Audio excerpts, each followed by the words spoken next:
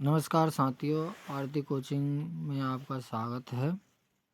आज हम आपके लिए एमपी टेट एग्ज़ाम 2000 परीक्षा यानी कि मध्य प्रदेश शिक्षक भर्ती के लिए कुछ हिंदी साहित्य व्याकरण के प्रश्न लेकर आए हैं। इसमें अलंकार के वस्तुनिष्ठ प्रश्न होंगे, तो हमारे चैनल को लाइक करें और सब्सक्राइब करें। चलिए देर न करते हुए आगे बढ़ते हैं। प्रश्न पहला है, पीपर पात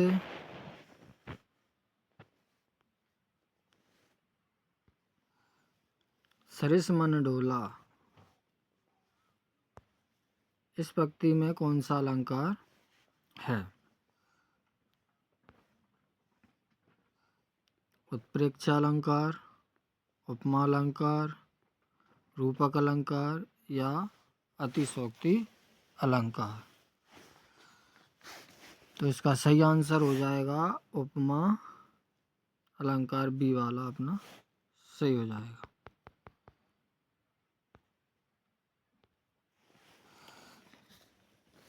दूसरा है, जहाँ शब्दों की आवृत्ति किंतु उनके अर्थ अलग अलग हो, वहाँ कौन सा अलंकार होता है? श्लेष अलंकार, वक्रोक्ति अलंकार, यमक अलंकार, रूपक अलंकार। तो जहाँ शब्दों की आवृत्ति बार बार हो लेकिन उनके अर्थ अलग अलग हो, वहाँ होता है यमक अलंकार। तो सी वाला क्वेश्चन अपना सही हो जाएगा। अगला क्वेश्चन, श्लेष अलंकार होता है शब्द अलंकार का, अर्थ अलंकार का या उभय अलंकार का, या इनमें से कोई नहीं। तो श्लेष अलंकार जो है वो अपना किस में आता है? शब्द अलंकार में। तो इसका सही आंसर हो जाएगा शब्द अलंकार। प्रश्न 4, अलंकार कितने प्रकार के होते हैं? 2 प्रकार के, 3 प्रकार के, 5 प्रकार के या 7 प्रकार? तो अलंकार 3 प्रकार के होते हैं, शब्द अलंकार, अर्थ अलंकार और उभय अलंकार। तो इसका आंसर सही हो जाएगा बी 3। अगला क्वेश्चन, निम्नलिखित में से कौन अर्थ अलंकार है?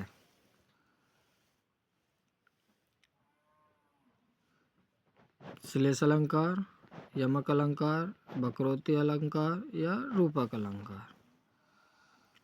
तो इसका सही आंसर हो जाएगा डी वाला रूपक अलंकार। यह अर्थ अलंकार का भाग है।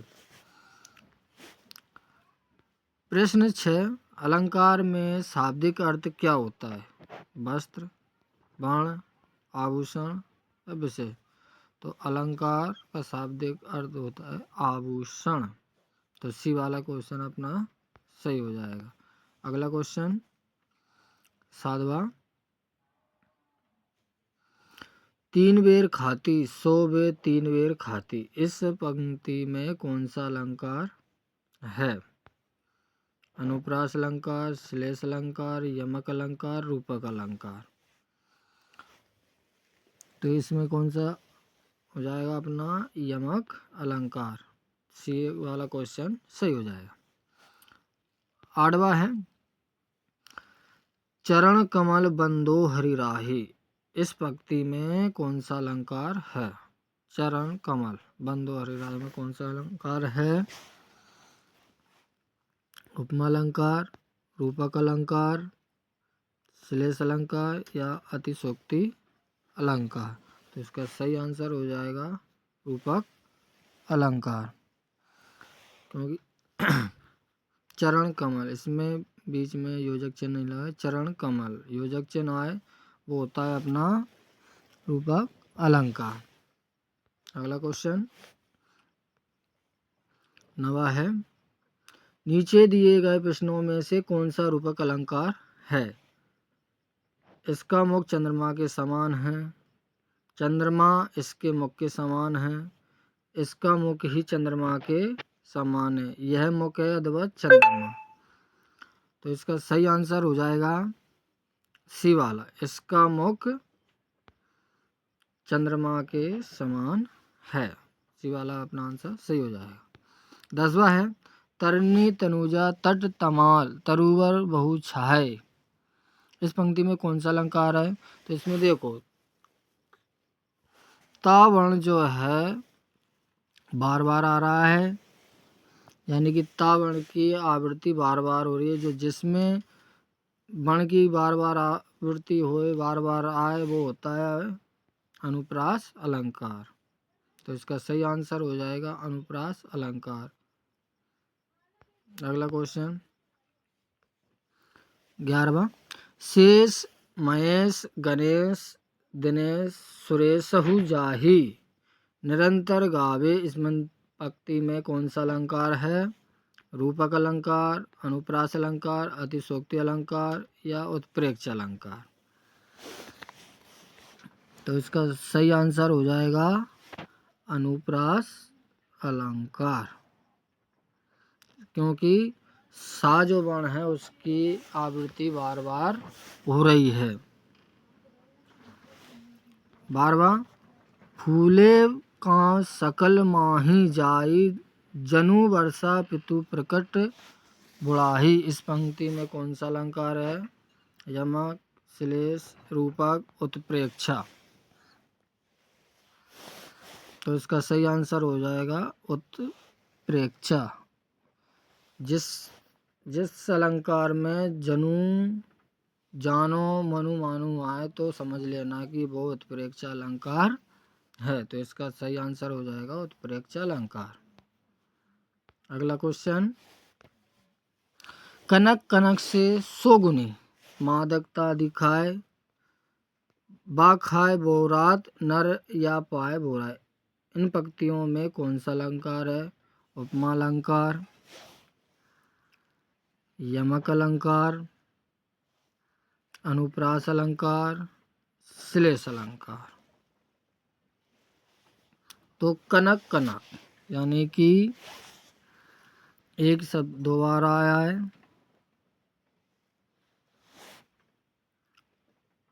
तो इसका सही आंसर हो जाएगा यमक अलंकार, क्योंकि एक ही शब्द दो बार आए और उसके अलग अलग अर्थ निकले तो वो होता है अपना यमक अलंकार। एक कनक का मतलब होता है सोना और एक कनक का मतलब होता है धतूरा।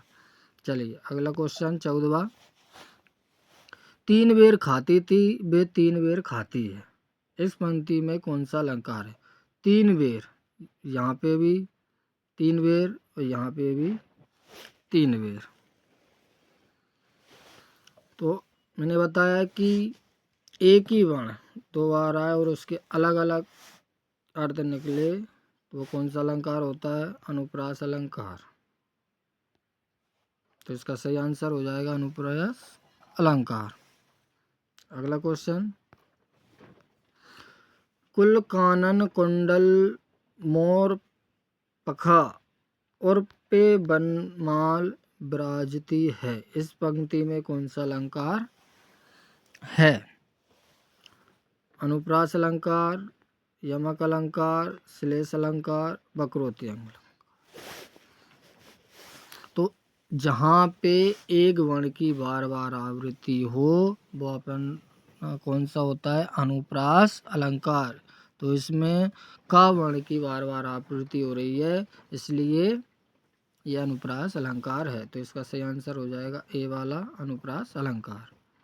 16वां है पायो जी मैंने राम रतन धन पायो। इन पंक्ति में कौन सा अलंकार है? भ्रांतिमान अलंकार, मानवीकरण अलंकार, उत्प्रेक्ष अलंकार या रूपक अलंकार। तो इसका सही आंसर हो जाएगा डी वाला रूपक अलंकार। अगला क्वेश्चन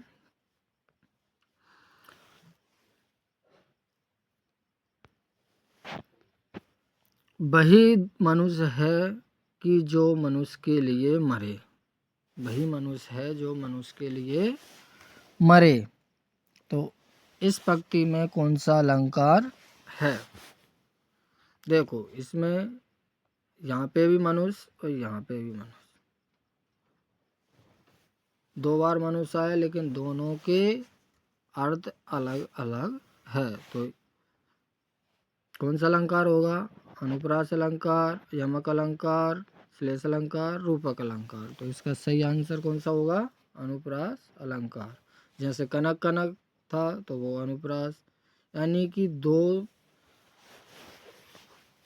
एक ही शब्द 2 बार आए और उसके अलग अलग अर्थ निकलते हो, वो अनुप्रास अलंकार होता है। चलिए 18वां क्वेश्चन, खिली हुई हवा आई फिरकी सी आई चली गई, इस पंक्ति में कौन सा अलंकार है? उत्प्रेक्ष अलंकार, उपमा अलंकार, अनुप्रास अलंकार या संभावना अलंकार। तो देखो यहाँ पे क्या है? सी, तो सा सी से शब्द अगर आए तो वो होता है अपना उपमा अलंकार। तो इसका सही आंसर हो जाएगा बी वाला, उपमा अलंकार। अगला क्वेश्चन, उपमान और उपमेय के अभेद को क्या कहते हैं? उपमेय और उपमान। अब उपमान क्या होता है? जिसकी तुलना की जाए, और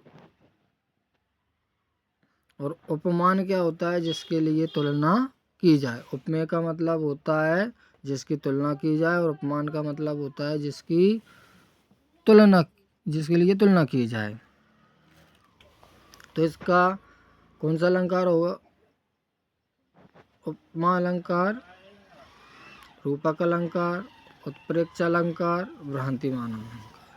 तो इसका सही आंसर हो जाएगा रूपक अलंकार। समानता बता रहा है, ठीक है। अगला क्वेश्चन, उपमेय में कल्पित उपमान की संभावना को क्या कहते हैं? उपमा अलंकार, रूपक अलंकार, उत्प्रेक्ष अलंकार, दृष्टांत अलंकार।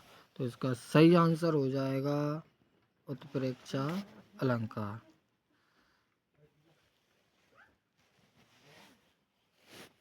आज के लिए इतना ही काफ़ी।